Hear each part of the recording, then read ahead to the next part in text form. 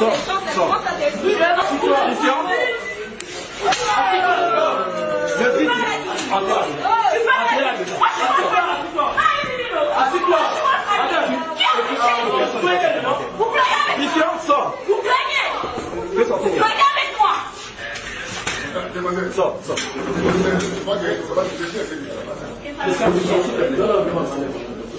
Mais on s'est réveillé ce matin, il y a une dame qui vient, qui se présente au nom d'une femme qui est connue, une célébrité. Actuellement, c'est une célébrité. Elle a cité le nom de Péniel Kalambaye. Et il y avait un doute dans l'esprit des agents du laboratoire, de la fondation. Ils se sont posé des questions. On est allé, d'ailleurs, moi j'ai conseillé pour que M. Attalé puisse aller checker sur Internet, voir si l'image de Péniel, c'est vraiment celle-là. Et on s'est rendu compte. La personne qui s'est présentée en premier, ce n'était pas Péniel, mais s'est présentée au nom de Péniel. Au nom de Péniel. Et lorsqu'on a saisi la dame, et la dame a contacté un certain Richard Kalemba, qui travaillerait, j'ai dit entre guillemets, à l'Institut national de recherche biomédicale qu'on appelle l'INRB. Et le monsieur s'est présenté et par après, quelques minutes après, c'est Madame Péniel qui s'est présentée. La vraie Péniel, la véritable. Oui, pour se prévaloir de son nom. Et subitement, Monsieur Richard a disparu. Après avoir été entendu par les OPJ, le monsieur a pris la poudre d'escampette et à la suite, au lieu de se rabaisser, c'est Madame Péniel qui a voulu nous démontrer que les combats qu'avait fait Étienne Tshisekedi n'a pas de sens dans ce pays et on peut se permettre d'intimider n'importe qui et n'importe comment. Ce qu'on ne comprend pas bien dans cette affaire, c'est qu'on voit Péniel dans les images, les gens le regardent sans doute. Il est en train de brutaliser, il est quasiment insaisissable. Est-ce qu'il n'a pas le droit, parce qu'elle dit, d'ailleurs les gens l'entendent, qu'il y a usurpation d'identité, quelqu'un a utilisé son nom à son insu. Moi je pense que si elle est honnête avec elle-même, c'est à elle de nous accompagner pour que cette femme-là qui a usurpé son identité soit maîtrisée. Mais néanmoins, on n'a pas compris la relation de cause à effet qui existe entre la présence de cette dame, de Péniel, et on a cité le nom de monsieur Richard Kalemba. Richard qui a pris fuite. Qui a pris fuite, monsieur, qui travaillerait, entre guillemets, dans une institution de ce pays qui est l'INRB. Et nous voulons savoir dans cette histoire et voir clair parce que les laboratoires Saint-Raphaël reçoit les calibres, les gens de toutes les natures. Surtout les diplomates, j'ai vu que les diplomates des expatriés, pardon, qui sont très nombreux. Là-bas, moi-même, mon dernier test, je l'ai fait là-bas, évidemment.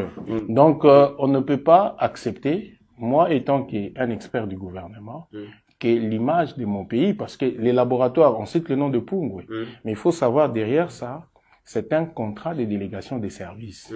S'il y a les experts de la République qui sont là, on ne doit pas accepter des histoires où il faut boutiquer ou matraquer. Qu'est-ce qui vous fait peur dans tout ça?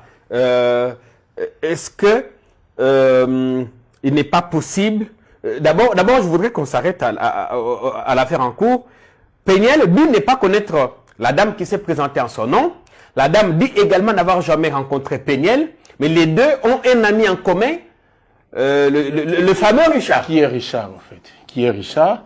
Et nous voulons que la justice puisse aider l'État. Il faut en arriver jusque-là. Oui, il faut que la justice puisse aider l'État parce que la Fondation Maison Pungwe travaille pour le compte de l'État. C'est si sérieux que ça. C'est ça. Il faudra, c'est que nous sommes dans un État de droit. Dans le parti d'où moi je viens, où j'ai des responsabilités. De quel parti? L'UDPS. On a combattu non pas pour revoir toutes ces bêtises. On a combattu un système.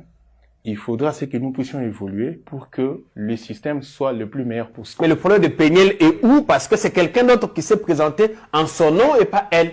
Pourquoi elle doit être en ce moment entendue par les services de la République? Pourquoi? Je pense que c'est au niveau des services de la République qu'elle pourra nous éclairer le lien qui existe entre lui et M. Kalema et entre M. Kalema et la dame et comment la dame qui par après a dévoilé son identité pouvait se prévaloir au nom de Péniel et comment elle qui devait en principe accompagner la fondation pour arrêter la dame, mais elle a commencé à brutaliser. Elle pense que nous sommes dans un système où il faut faire régner la terreur. Vous pensez qu'elle serait des mèches ou qu'elle aurait envoyé cette dame pour passer le test à sa place? Mais si c'est le cas, pourquoi a-t-elle eu peur ou pourquoi n'est-elle pas venue d'elle-même passer le test? Bon, je suppose. Une personne peut être positive, détectée dans un laboratoire du pays, je ne cite pas le nom, mais c'est dit que je peux passer par là pour céder mon identité à une autre personne pour se faire dépister positif et avoir la possibilité de voyager. Et là, une fois que le test est passé, même dans les systèmes informatiques, on ne saura plus repérer que non, là, il s'agit du vrai ou du faux. Mais on sait repérer du vrai ou du faux lorsqu'il faut exhiber les documents, les identités qui sont officiellement reconnues en République démocratique du Congo. J'ai dit les passeports, le permis de conduire, ainsi que la carte d'électeur. Bon, maintenant, si, supposons que la dame ait réalisé et on a pu organiser le test, fait le test au nom de Péniel avec les excréments de cette dame-là, qui est supposée être négative, et que le résultat est négatif. Et par après, la vraie Péniel se rend à l'étranger. Lorsqu'on fait un test de contrôle, on se rend compte